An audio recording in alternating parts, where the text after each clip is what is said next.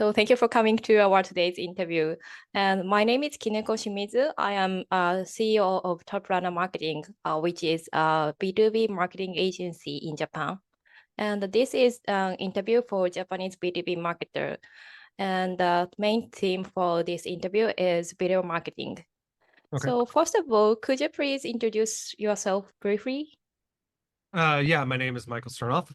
I'm creative director over at Amazon. Thank you. So let's move on to the interviewed questions.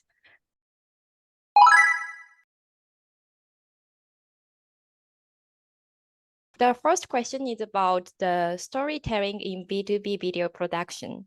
I noticed on your LinkedIn profile, it mentions you read the brand storytelling and design experience. Storytelling is not actually widely adopted in Japanese BtoB companies yet, but I strongly agree that the importance of storytelling to motivate audience. So the question is, how should companies leverage storytelling in video production to capture their audience's interest and drive business growth? So I think that the major thing to always consider is there's an old cliche. It's from a researcher, Professor Marshall McLuhan, the medium as the message.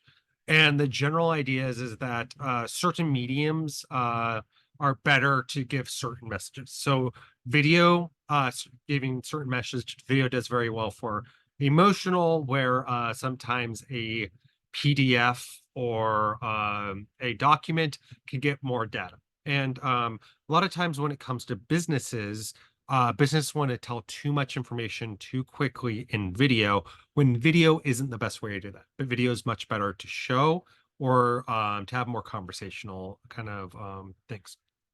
So the first question is just generally like, if this is the best approach to tell the story. And for B2B, a lot of times it's no, that it can be, sometimes a sales deck is a better, stronger tool. Or a lot of times a mistake that businesses make is they'll chase trends. So TikTok or any kind of social stuff like that, they'll be like, I have to do this right away. Like I got to follow this trend. If a business will start TikTok, have their CEO start going a camera. A lot of times that's not the best approach. So it's figuring out kind of what resonates the best with your audience. And then the other big thing to consider is we're an attention economy. There's an attention graph. And so you're competing against all the other business messages of your competitor. You're competing against email. You're competing against Twitter. But more importantly, you're competing against Netflix and people's iPhones and social feeds. So with all content, if it's B2B, if it's B2C, you're like, will my message break through all of that noise? And am I presenting something that's more relevant?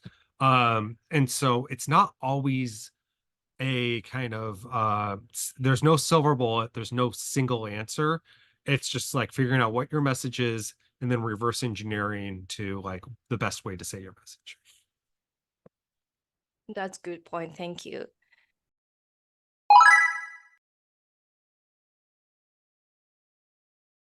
So the next question is about the case study. As the global creative director for Amazon Project Kuiper, you've been involved in numerous successful projects. Could you share some specific example of a successful video project you worked on, and what was the outcome to achieve? Yeah, so there's a lot of examples. I am going to, so within Project Kuiper, we're a satellite program. So there's a lot of stuff that we can only talk about kind of what's out there, where, we have a 12 business team. A big thing about what's out there is for all of our business development people, we had a prototype go up last year. And we had results from the prototype that we posted on the Day One blog. Which is our kind of company blog. And we also wanted to show our network testing. And so our network testing is we have a satellite internet to show that, we can shop on Amazon, we could watch and stream videos, and we could do, video calls just like this. So this is important this was a video proof of life that was very important to show to our kind of B2B audience, to be like, these are all our testing, and this is we want to kind of show it as honest and accurately as possible. So as we kind of released our demonstrator into network connectivity, we had a camera really there. We kind of set up the lights, and then we kind of sit there as observers as the network testing happens. But for a video story like that, where we were shooting kind of our work as it's happening, it just takes a lot of planning to make sure that our cameras aren't interrupting people that are working, that we can set up our microphones early, and that we can tell the story of how our business is working, how our network is working, but without interrupting the people actually doing the work. So it's a lot of planning and that kind of stuff. I could share, I'll drop this in the chat right now. Back room, this is McAllen. Are all the pre-checks looking good? Copy, thank you. Contact start. Two-way. We have two-way. We are getting internet traffic via the Kuiper network, navigating to Amazon.com now. Andrew is executing the demo.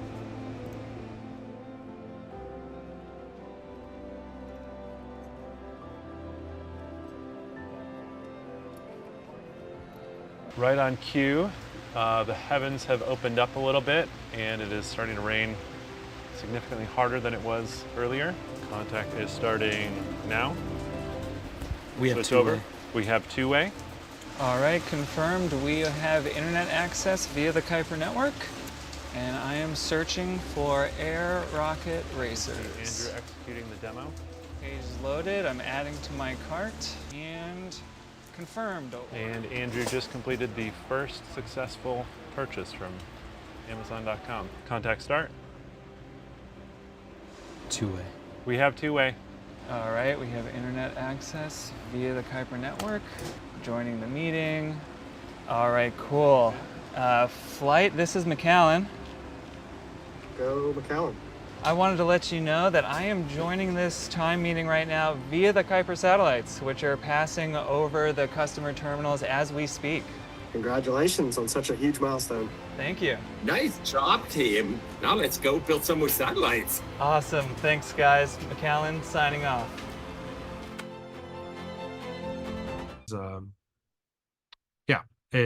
For something like that, it's business to business. It's a good example, showing it as honestly and cleanly as possible.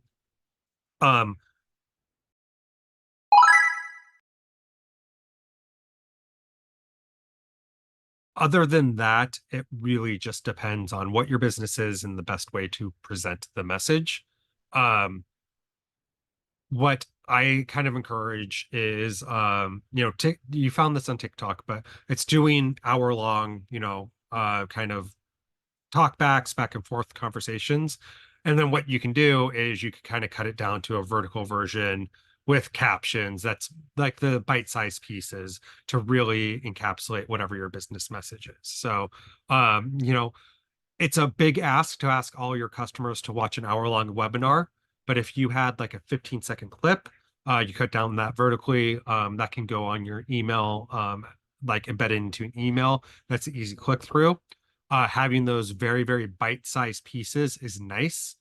The mistake I often see is that they are like, oh, well, we're going to make too many bite-sized pieces. And then it gets too heavy and you're doing so much production. You're never really sure about the return on investment. It's better to kind of take some cut down. So if you're having a webinar, find the best part of that webinar, select just that, and then maybe you just send that out. Those are the big things. And then I could also talk to the technical considerations to make things look good in a minute as well. Thank you.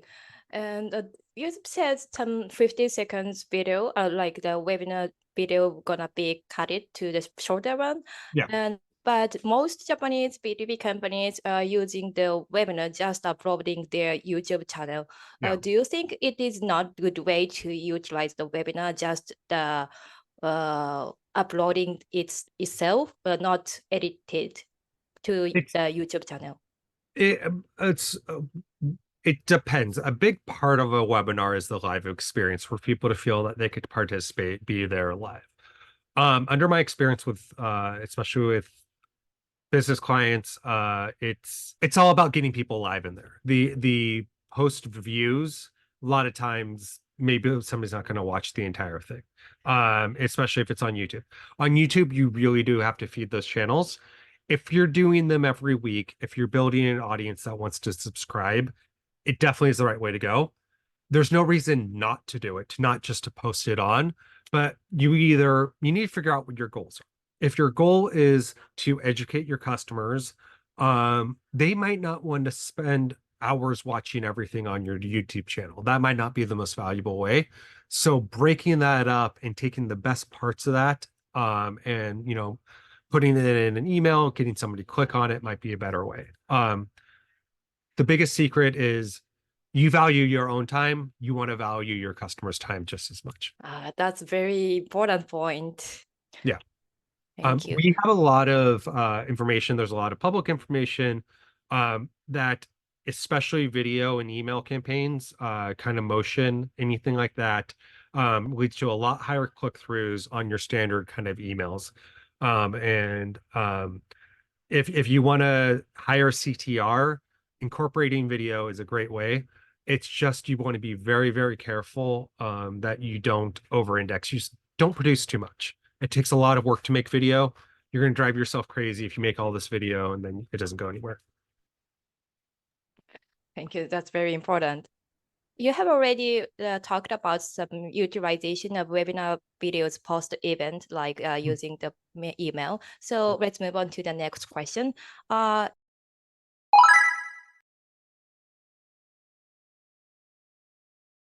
It is your expertise. It is about the high quality video production in office settings. So many webinars are recorded using tools like Zoom, but quality can sometimes be very challenging in typical office settings with basic equipment because normal people have only laptop and some display. So what kind of tips can you offer for producing high quality videos under these circumstances? Yeah, with video, everything you do, even if it's a laptop, a lot of people are used to seeing kind of lower quality, shot low. There's some simple things you can do. I'll first speak to my laptop, then I'll kind of speak to the setup that I personally have. If you have a laptop and you have a camera, try to put it on a box. I have a friend that has a shoe box. He got some holes in it. He puts his laptop on there, or get a laptop stand. You want it a little bit higher as opposed to shooting below you. Another thing that's really to get some sort of lighting on your face. So right now I have a lighting overhead, but just any kind of camera that brings up, that doesn't create too much of shadows on your face. And that stuff can be done in an office. A lot of people are like, no, I can't do that.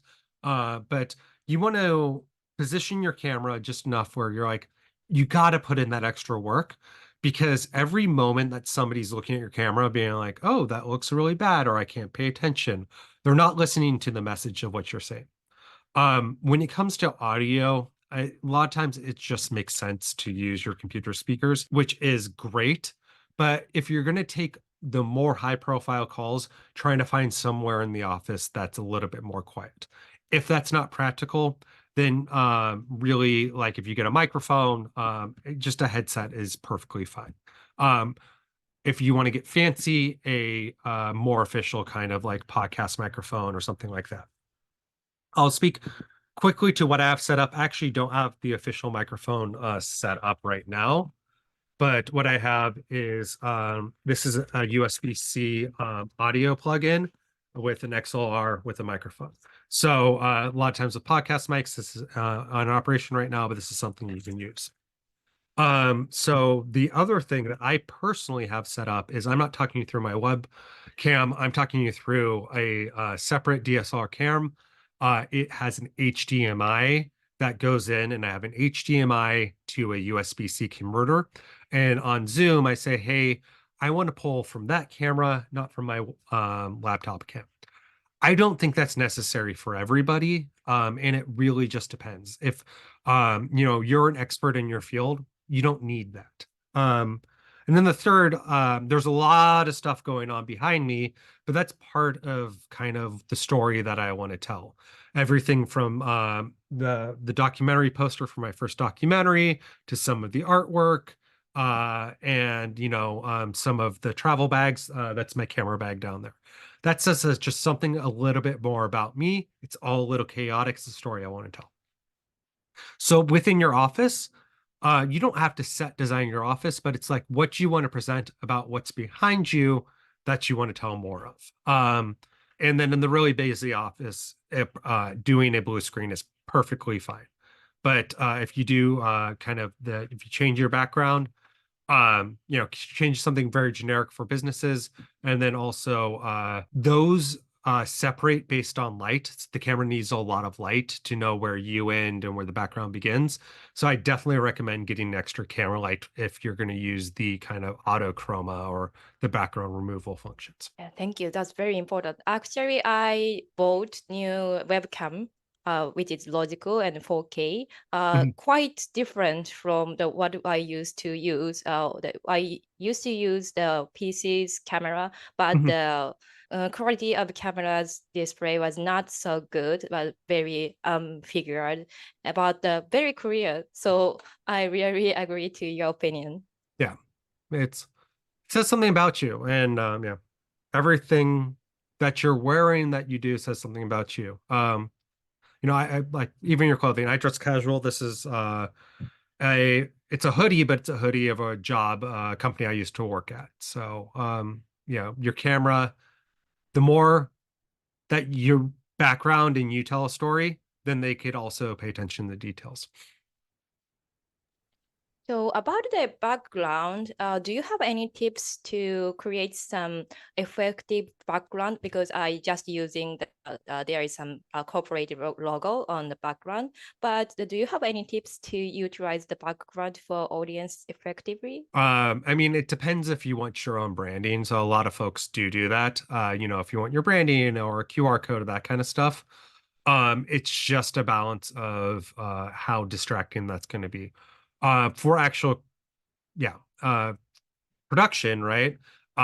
Everything from Adobe stock has a lot of great backgrounds and things like that. And then also, Gen AI. I wouldn't overthink it. What I would say is if you're going to have a generative background, do you want it to say anything?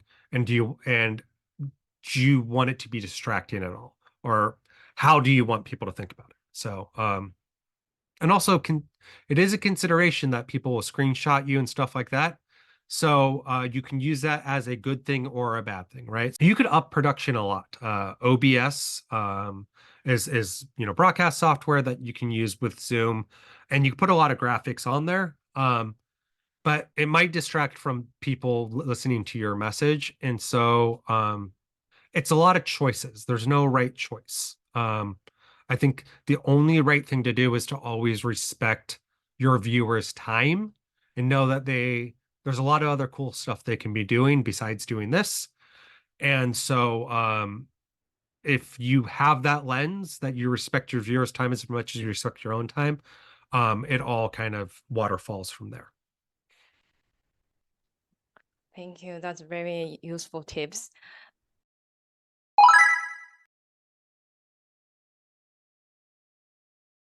And about the video editing, if you are a position of me, like shooting interview like this, what will you after shooting interview? Because interview is not like the normal presentation.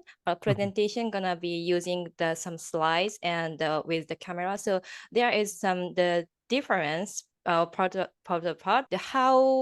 viewers look like is almost same as from the start to end. So I think it is very important to edit the contents to broadcast the interview.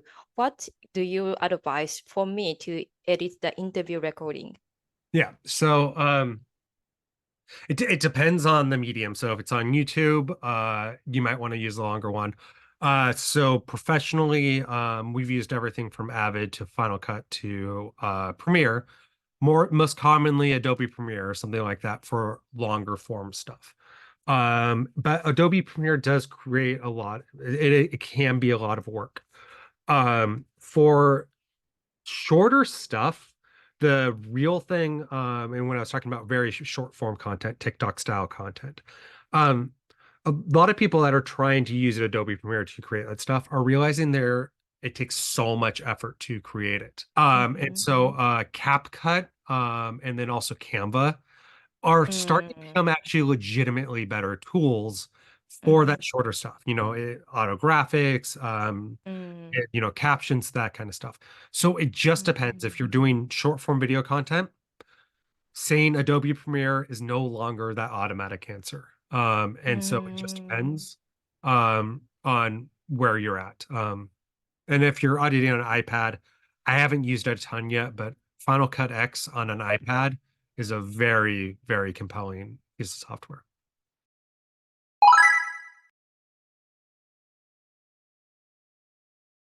So the fifth question is about the advice for beginners. You are very professional about video editing, but most of the business person are not professional about video content creator. So do you have any advice for beginners who is looking to start creating and utilizing the webinar videos? Or what kind of initial steps would you recommend to start? I think it's smart. Start small and do a lot of it. And it's not going to happen overnight. You're going to get better and better and better. I'll use documentary films as an example. Everybody wants to make a documentary film, but a lot of it's like, oh, I need to get a camera and I need to get this producer. And you're saying you need to get all these tools before you become, before you can do that. And the reality is with a phone in your pocket right now, you could do almost everything with the phone in your pocket.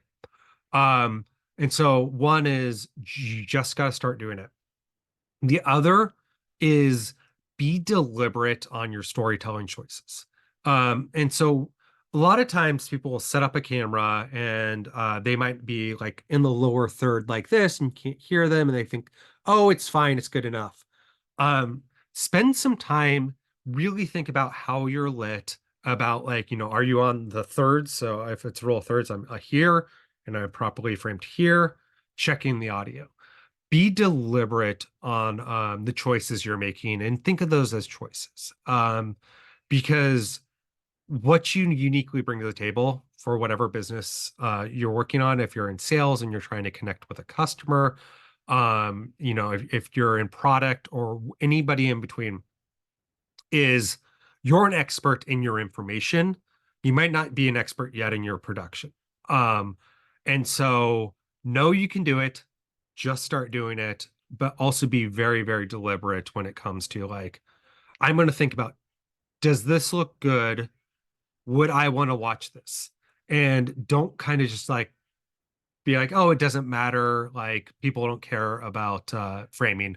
People do care about framing. They care about how you look. And then I guess the third piece of advice is, start slow, getting a few more tools, a light. You get a light for, $30 on Amazon or wherever you're shopping.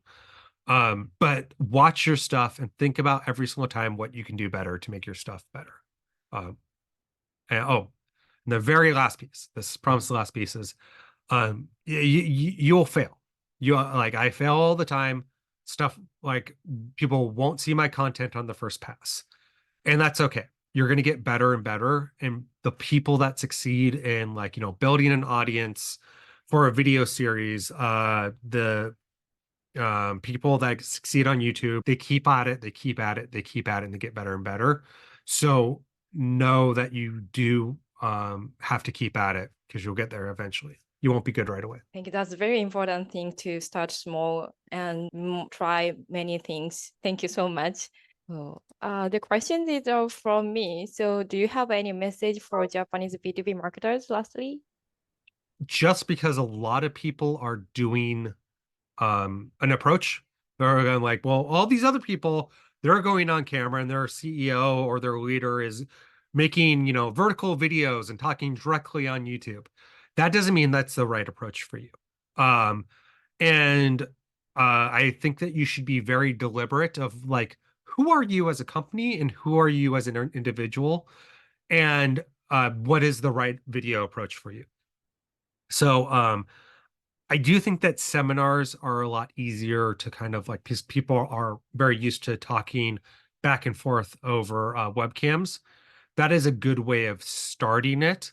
And then for everybody, the other advice I'd have is if you're talking on camera, grab a notebook and write down what you want to say and really be deliberate and think about what you want to say. Even if you're a leader that, speaks in front of your group all the time, and you're like, I got this, writing it down, having a script that maybe you don't reference, but just knowing they exist is very, very important. So yeah, don't feel like you have to do it. Do what's best for you. Plan and be deliberate. Those are the, when it comes to business, that's the most important thing. Yeah. And I guess the final thing I would say is be deliberate not to drown yourself. Once you start making video, everybody's going to say, I want a video for my, salespeople come just from every corner saying, make a video for this, make a video for this, make a video for this. Start really thinking about the value of those videos and how long those videos will be used. And so I always say, like, does the video have legs? Is the video evergreen?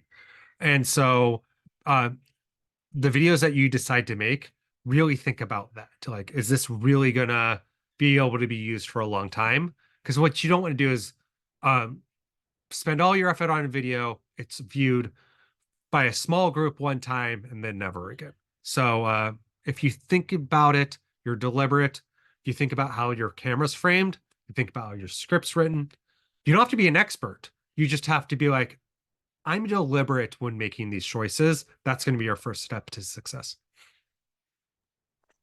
That's quite important to think of ROI of video production. Yeah. It takes so much cost and time. That's very important. Thank you. So that's all for today. So thank you so much for joining us to our interview. And I hope this is gonna be very useful for Japanese B2B marketers. Thank you so much. Everybody have a great day. Thank you.